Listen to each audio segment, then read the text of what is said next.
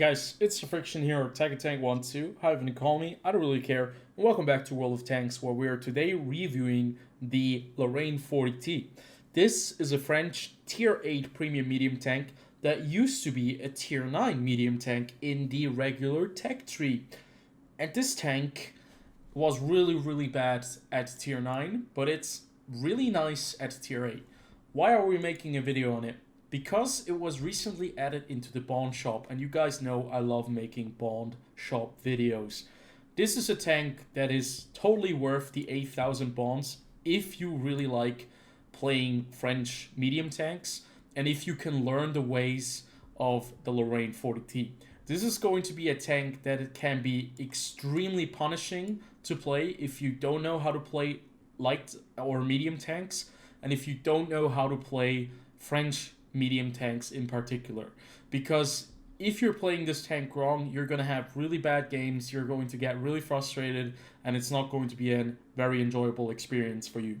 But if you're willing to learn, if you're willing to listen to the vehicle and to see the nuances and how to play it correctly, you're going to get yourself a tier 8 premium tank that can do things that other premium tanks at the same tier just cannot do. And I think it's a really powerful tank, and I think it's a really good credit earner as well, because of the fact that you rarely have to use any premium ammunition. So let's take a quick look at the armament, go through all of the characteristics, then have some gameplay and a final verdict. You have a 100mm gun, almost the same as the Somo SM or the AMX 5100. Same alpha damage, which we can debate if it is good enough or not. I would say 320 would be better, but 300 is what we get. The average penetration is really good for AP shells, which we can take a quick look at real fast. It has 1,000 meters per second shell velocity, which is nice, so you don't have to lead your shots too much. 232 millimeters of penetration, which is really great at tier 8. You're going to be able to almost penetrate every single tier 8 vehicle if you know the weak spots. And the APCR shells have 1,250 meters per second shell velocity and 263 millimeters of penetration. Now, usually I haven't actually fired a single round of APCR in 20 games. You can see 20 games, 16 wins, all in the Lorraine 40T, except for one game in the Somo SM. So this tank is this is a really dangerous vehicle. 2,475 average damage per game, and destruction ratio, I have no idea. But like a really good credit earner, as you can see, 2.5 million credits earned, and in the end we also had to pay like repair costs and all that kind of stuff. But I haven't used any premium round. That's all I wanted to say. The high explosive round I would kind of skip on. It's only like, to be fair, you can go with one single clip, because that's you have more than enough rounds. This time around you have like, what is it? You have in total 48 rounds. And that should be more than enough in most cases. Yeah. But the high explosive round is nothing special. The rate of fire in the vehicle is also okay. You have like 32-second reload time. You can see I'm using Brothers in Arms. I'm using a lot of equipment and also consumables to get that DPM up and to reduce the reload time. The gun traverse, on the other hand, is a bit of a... Well, it's actually quite bad for a medium tank. It's like in the lower 40s without any of the equipment, maybe even in the higher 30 mark. But yeah, it takes a while to turn a turret, and that's why I went with the improved rotation mechanism. But there is a different reason for that as well. You have 8 degrees of gun depression, 15 degrees of gun elevation. So 8 degrees, that's fine. That's what you want to have nowadays. But 15 degrees of gun elevation is pretty poor. But it's a French trait. The aim time and the dispersion values are both fine. They're both good. I think this is a really good vehicle for sniping at longer distances, and it's really good in medium range combat where you barely have to aim in at all. And that's like the place where this tank shines. This gun is really good. It's also pretty cheap to run, because a single APCR round, AP round costs 1,000, and you're mostly just going to be running around with AP rounds. Okay, 1,000 credits is still quite expensive for a standard round, but you're not going to be dipping into too many APCR rounds if you're playing this tank more conservatively like I am. Okay. The dispersion is one of the major problems for this tank. I'm not talking about the dispersion when the vehicle is not moving. I'm talking about the movement. I'm talking about when you're turning the vehicle, when you're turning the turret. The dispersion values are actually quite bad. It's at 0.2, so that means that your bloom is insane. So what you want to do is you want to have improved rotation mechanism class 1 in the first slot. You want to have improved ventilation class 2 in the second slot. And then finally, you want to have vertical stabilizer class 1. This is the setup I run when I'm trying to do a lot of damage. And I'm just trying to use the gun as much as I can. And if I'm trying to spot, since this tank already has pretty good, decent view range in of itself, I would probably run like Commander's Vision System. And the first slot, I'd still be running improved rotation mechanism. And then finally, I would go with vertical stabilizer or improved ventilation. But yeah, this is kind of my loadout, and it's been working very well for me because the tank now has like 0.14 dispersion when turning the turret and the vehicle, and that means that I can really utilize the gun without having that really long time where I have to wait for the reticle to zoom in. Okay, right now we have the armor. It's basically completely irrelevant. This tank has no armor. It's like a very long baguette, and it's a very large target, and you do not want to get shot at. That's basically the biggest kind of advice I can give you. Do not get shot at when you're playing this tank. It's much harder in practice, but it's kind of the main go. You only have 1,300 HP. You do not want to get shot. Whatever you do, look that you do not get shot, because you're going to need those HP when the game becomes tense. And you do not want to lose too much HP at once. So basically survivability can be passed on. It does not bounce anything. That's also the hardest thing about this vehicle. It's just very difficult to stay alive when everyone can penetrate you, even at tier 6. Mobility wise, this tank is really good. 60 kph top speed. It runs around like, a very fast tank. The only vehicle that can outmatch it is probably the Batchat Burask here. But yeah, specific power to weight ratio is also fairly good. And the traverse speed is in the lower 40s if you do not use the equipment I have right here. But it's still fine with 52 degrees per second now. You can, get around the map. And it's really important that you utilize the mobility that you have given for you. Use it. Use the mobility. You have the mobility for a reason. Use it. Concealment-wise, this tank is actually not too bad, considering it's a very large tank, a very long one as well. So you can work with concealment, but be careful. You're still a medium tank. You're not a light. You're not going to have the craziest values when you're out on the field, especially when you're breaking cover and you're firing your main gun. Spotting-wise, you have 380 meter space view range with the Commander trained a bit, and with the equipment and consumables, you can go all the way to 445 meters view range. That's totally fine by me, and I think it's a very good workaround. So, what makes this tank so good? It's extremely deadly in combat, at long range, close quarter combat, but at longer distances, you don't really have to worry too much about getting shot. Close quarter combat, you're gonna get shot. Basically, if you're using this and you can play it as an assassin when you can stay alive for a long time, and you can first, support from the second line and then do some damage, fall back, and then move in at the right time where you can deal damage, it's going to be all about that timing. You have to get the timing right, and sometimes you're going to get it wrong, but you're going to learn from it. And also another thing is, sometimes you're not going to be able to do anything when your team collapses, the front collapses, or anything like that. You're just going to be there, and you're not going to have a very good time. And you're also not going to be doing a lot of damage because they're going to hunt you down. So that's just sometimes the way that this game plays out. But you can see in the last 19 games I played, I still managed to get 16 victories, and the wargaming rating has been quite good. And I managed to destroy 2.67 vehicles for my own. So yeah, this tank is incredibly deadly if you know what you're doing.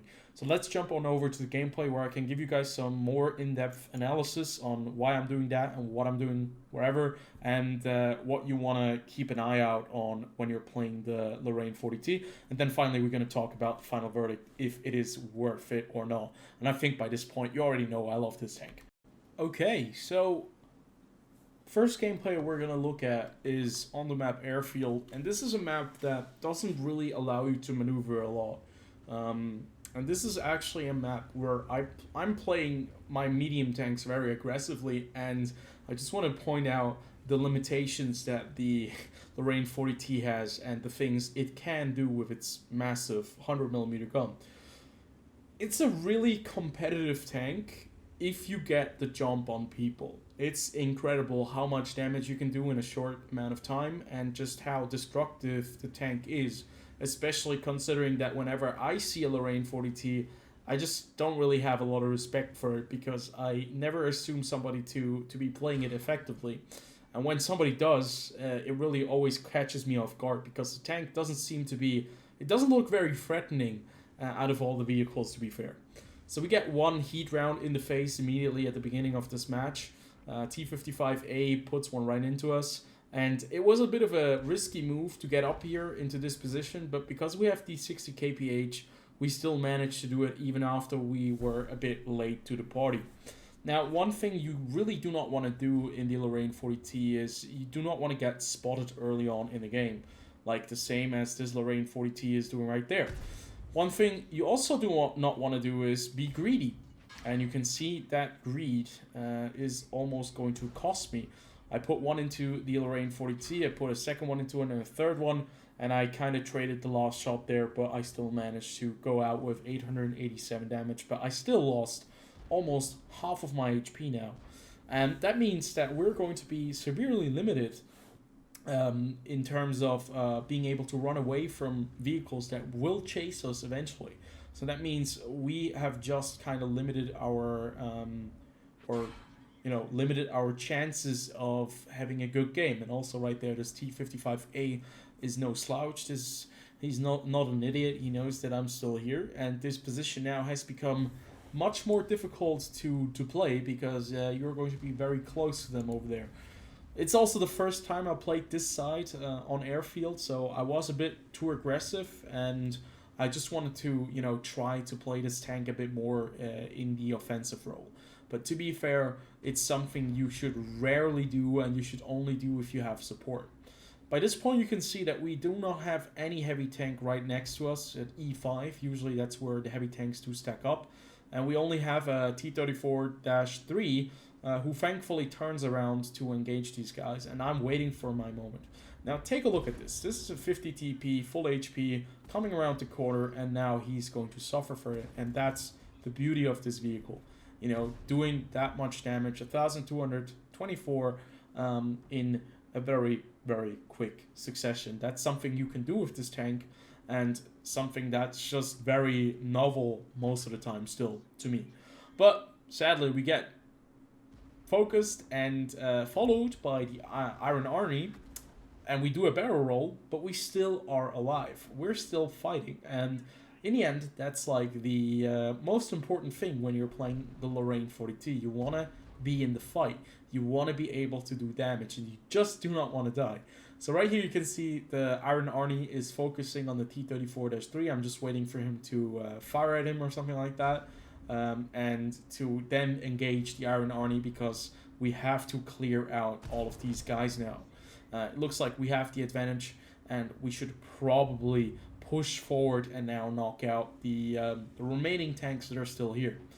And you can see the Leopard Prototype A on the other side. We do spot him. He's in a position that is, well, a position he cannot get out of anymore.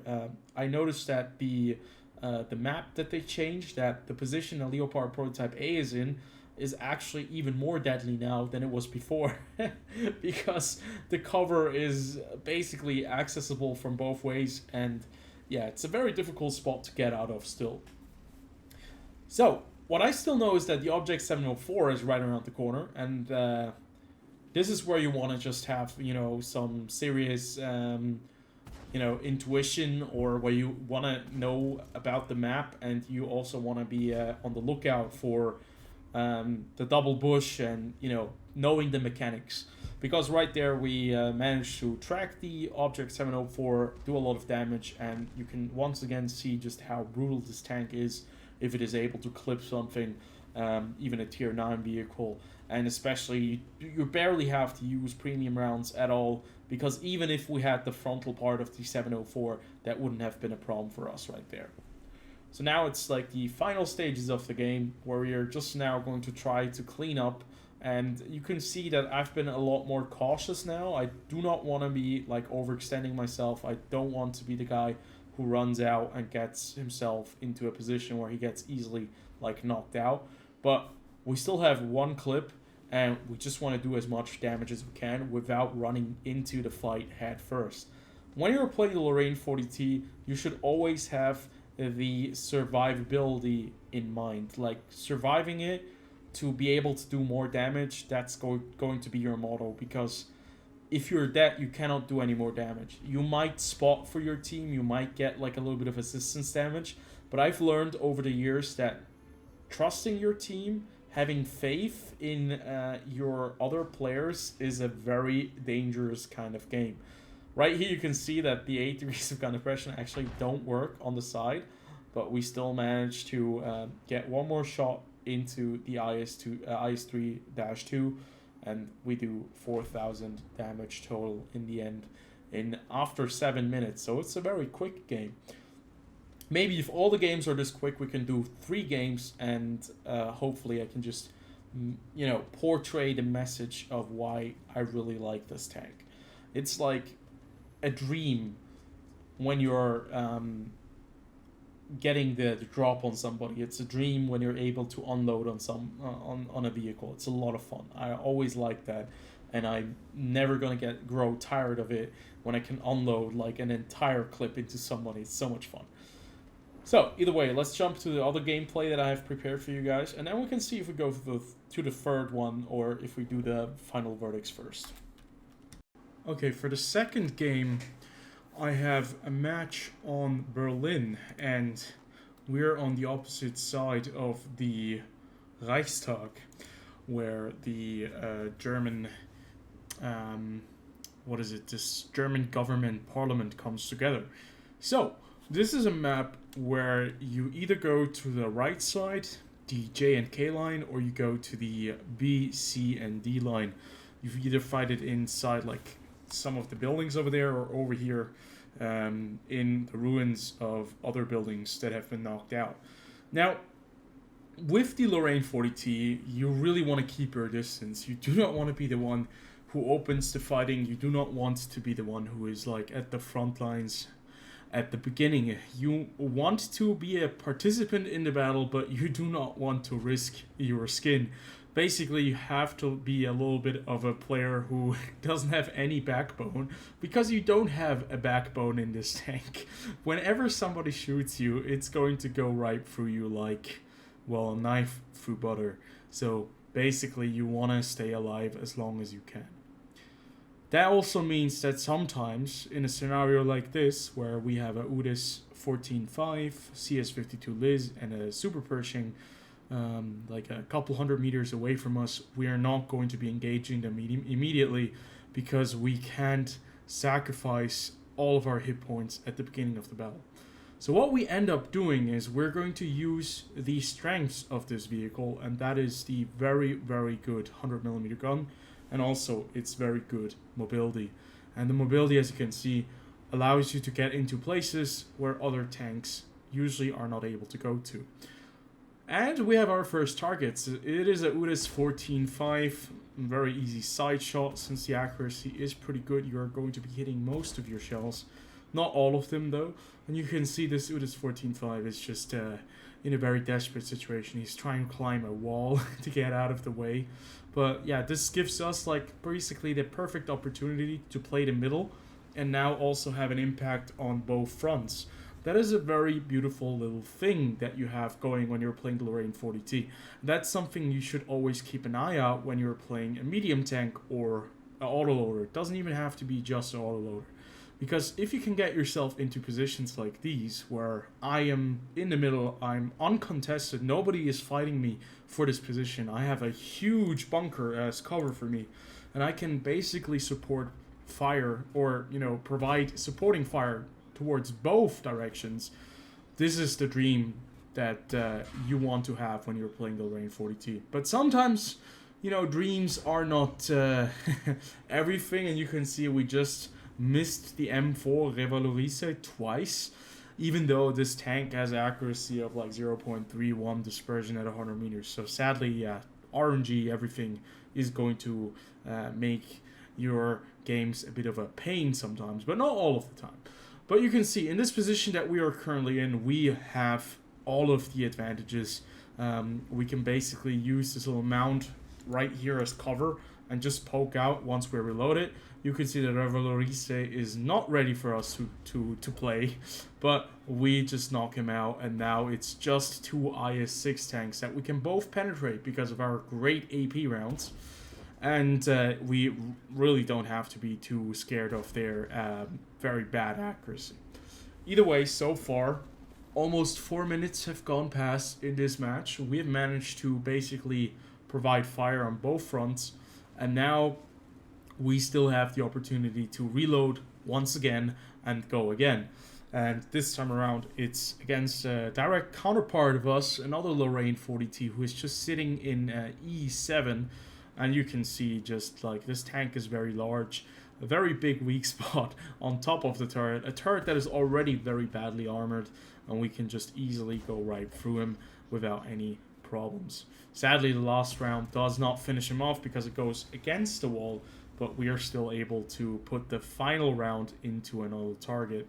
And you can just see, like, if you have targets to shoot at, if you have the time, if you can dictate like the pace of combat by yourself, you're going to have some really good results, especially if everyone is kind of ignoring you, because I've noticed that a lot of players do not deem Lorraine 40Ts to be that dangerous, even though they can really clip you very badly. But I think it has to do with the factor that the vehicle just doesn't look like a very threatening vehicle in of itself. But yeah, very powerful tank. And then finally, when you have, you know, kept your HP and you get one lucky bounce every 40 games, you can just manage to go in there and play the aggressive role where you can also take some hits. Doesn't matter if this T26E4 hits us once, we can just basically take 900 HP off of him, fall back, and let our team knock him out, giving us a total of 4,000 damage dealt and some 400 damage assisted.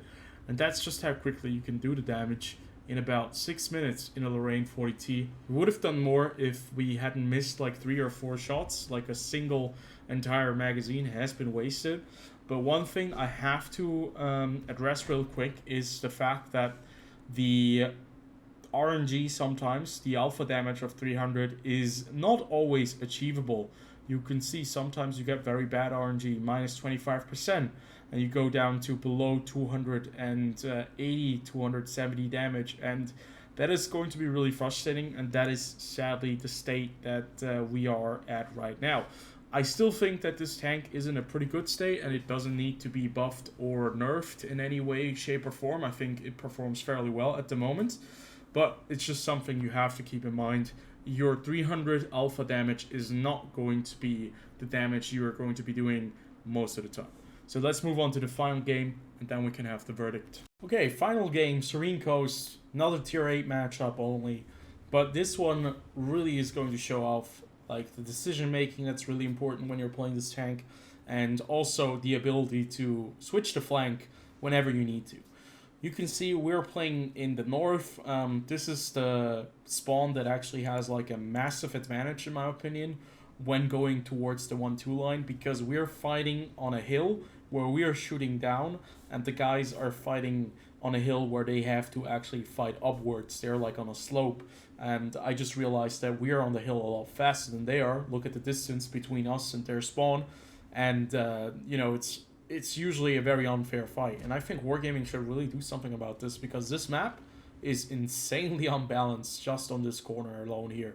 You can see we get a IS-2 completely off guard, and because we have so much penetration, we don't even have to think about where to shoot him, because we know we're going to go through the upper plate without a problem, at this angle at least. And yeah, the brutality of having an autoloader is just right there, displayed, perfectly visible. anything that is in front of you and that just doesn't have any armor or even has armor, you're just gonna cut right through. And if they do not shoot back at you, you're basically punishing them and they're not doing anything to you. That's like the ideal scenario whenever you're playing your Lorraine 40T or your other autoloaders. Doesn't happen most of the time, but that means you just have to be really cautious and you just have to be really aware of your surroundings. So right there is a Renegade. Look at this accuracy. Look at the reliability of this gun. Perfect 3 hits right through the lower and upper plate. Don't even have to think about APCR. You don't even need premium ammunition when you're playing this tank.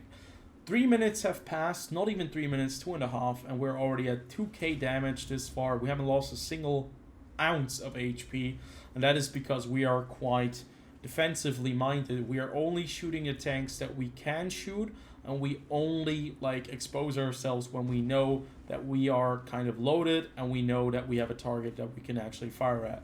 So this IS-22, if you were in a position where you think like, you know what, I'm just going to crest over this ridgeline, I'm going to go kill this guy, and then be done with him and then move on to the next target. If you do that, you're going to die, just like this T832 is going to do right here. He's going to get knocked out because he overextended, and there is a ton of tank destroyers sitting at the back. You just have to have a little bit of awareness, because this tank would have blown up a lot faster than a T832 that at least has some turret armor. So you just want to be really cautious here. This KPZ-07 on the enemy team is really aggressive for no apparent reason, because he's not going to be able to take on 4 tanks at once. But we get one shot into him and then we immediately reverse because we do not want to get like any counter fire in there. You can see the BZ-176 is doing the same thing as the T832. He has much better armor than that T32, and we are now kind of thinking, okay, how do we close the distance? How do we get like further advance the assault? Where should we go? So the idea for me is now, because this tank is rather fast, and because, you know, I do not want to get exposed, I'm not going to be driving down the same route as the BZ-176 is. I'm going to take a much more indirect route via the dip in the middle, where I know that nobody is there, and I'm just going to go with the Progetto 46 so that we can just try our way towards them. And because of the mobility of this vehicle, it shouldn't be a problem, right? You can see we're without issue coming in there, coming in hot, and we still have enough time, and we can always like reverse back if we need to, because the reverse speed is also very good with 23 kph or even more if you need more.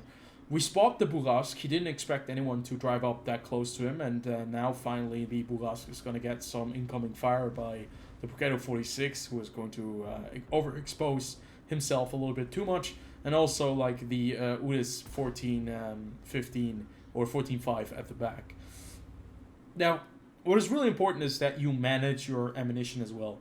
Whenever you're playing the Lorraine 40T, you want to have an eye on your HP, the minimap. You want to see where the enemies are. You want to know if there is any opening where you can kind of, get free HP, free damage, without getting fired as well. You always want to disappear as quickly as you can if you get spotted, and you want to have at least 3 rounds always ready whenever you're going. So right here you can see we are now engaged in the Bourrasque, and there's a Stridswagen S1, and the dumb thing to do here in this scenario would be to just push the STRV S1, drive straight towards him, because we know that there are other tank destroyers hiding at the back, and what we would be doing is just throwing away our tank. So what I decide to do now is I decide to see if I can spot anything over on the other side, like the Progetto 46. I think he gets spotted by the Kampfpanzer 07, who he also knocks out. And for me personally, it is right now the question, how can we actually enable our team to push further? And that means, how can we also do more damage or spot more tanks? And in this scenario right here, if you are trying to push like the 1, 2, 3, 4 line, they are going to be expecting you. These guys are setting up their tents, they're waiting for you, and you're not going to survive that, especially in a Lorraine 40T. Use your mobility, use your ability to actually look at the map, to analyze, and then to also interpret like the right decision-making process. And right here, what you can see right here is we are now Switching over, we know that the Progetto 46 has fallen back, so he's probably going back to the base. We're now going to close in on the Renegade and the T832 because they're all like occupied with the force that is coming in from G8, G9. We're going to have easy pickings with this very quick auto loader. And basically that's what we do right here, and then we open this flank, and then we can focus on the final flank, which is not going to be around for a very long time. And as I mentioned, the beauty of this gun, the beauty of having an autoloader, we can just very quickly take care of the T832, and we allow our team like the moment where they can knock out the Renegade as well. And now we have an open field where we can just spot the Ferdinand, but we don't actually have to do anything because our team is actually going to do the work this time around. And now we can reload, go into the cap, spot the Progetto 46 or spot the STRV because they're still going to be focused on the 1-2 line. And we can also do some damage because we're coming in from the side. So this is like the ideal scenario where you're, coming in, you're cleaning up. All you're doing is you're just flanking. Every single attack is a flanking attack. You're like, a shark that is always coming in from the side because you do not want to hit something head on or something. I don't know. But you can see, like, it works out for us. We get 1,000 assistance damage for the Stridswagen because he loses his camo value because we're too close to him. And now we can easily pick apart their last defenses. And this is, like, the beauty that you have with this tank. You couldn't do this with other vehicles, like Iron Arnie would take forever. You could do it, but it would, like, be a lot less fun. And sadly for us, we bounced the last shot on the Progetto 46, but it doesn't matter because that first shot was a tracking shot, and now we have like the 5,000 damage combined, and we can also ram the WZ-120 1FT for fun, and he can shoot us because it doesn't matter to us because we actually didn't take a single hit of damage so far. Okay, that was a lot of talking, and I would say I think like all of the gameplay would have shown you just how badass this tank is, but I can summarize it real fast for you and give you the final verdict. This tank is really competitive with its gun. It's mobile, it's fast, it can pen anything, and it can be a really deadly sniper that works very well from longer distances, but it can also fight in medium ranges. Close quarter combat, this tank is absolutely not suited for, but if you have to resort to it, you're still going to be able to penetrate the vehicles. You're just not going to be surviving for a very long time. It takes a very long time to get up to speed how to play the Lorraine 40T. You have to kind of learn by experiencing it, and I think the experience will help you greatly when you're trying to mark other French vehicles and when you're trying to play other French medium tanks, because the gameplay style is very similar to other vehicles. The Lorraine 40T does it pretty well, but there are other tanks that do it way better. Batchat 25T, for example, is much better than Lorraine 40T, and it's a world difference, but still very similar concept. So, is this tank worth it for medium tank players? Absolutely. If you like flanking, if you like doing a lot of damage, if you like playing with a little bit of your brain turned on, this is a great tank. This is not a vehicle for players who like to play heavy tanks, tank destroyers who are like really rigid in the way that they need absolute to have the best armor and a really big gun. This is not the tank for you.